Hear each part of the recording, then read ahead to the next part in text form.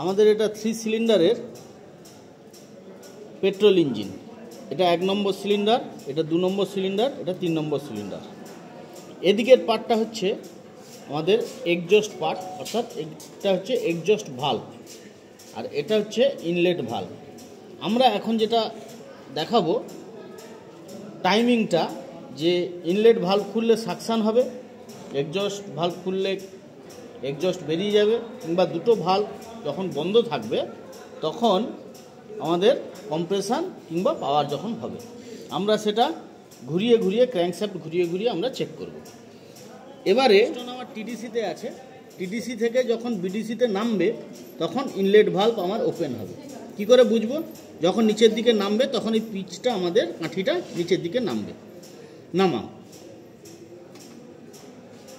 এই যে নামছে, সঙ্গে সঙ্গে আমাদের ইনলেট ভালভ খুলছে। পিস্টন এখন উপর টিডিসি থেকে বিডিসির দিকে নামছে, পুরো নেমে গেছে। ইনলেট ভালভ তখনও কিন্তু আমার খোলা আছে। কি করে বুঝছি?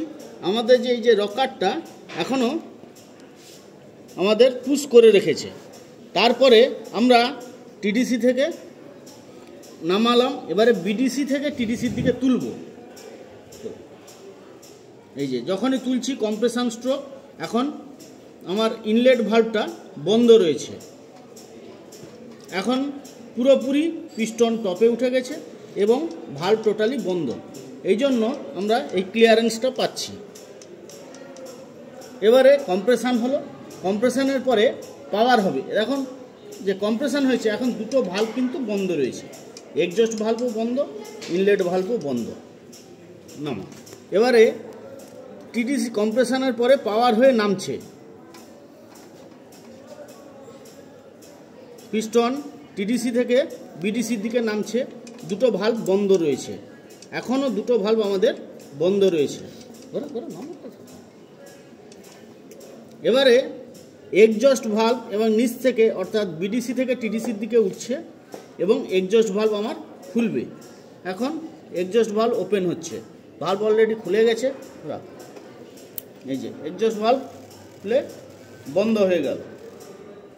আবার যথারীতি যখন পিস্টন নিচের দিকে নামছে তখন আবার ইনলেট ভালভ আমার খোলা, ইনলেট ভালভ খুলছে। এইভাবে আমাদের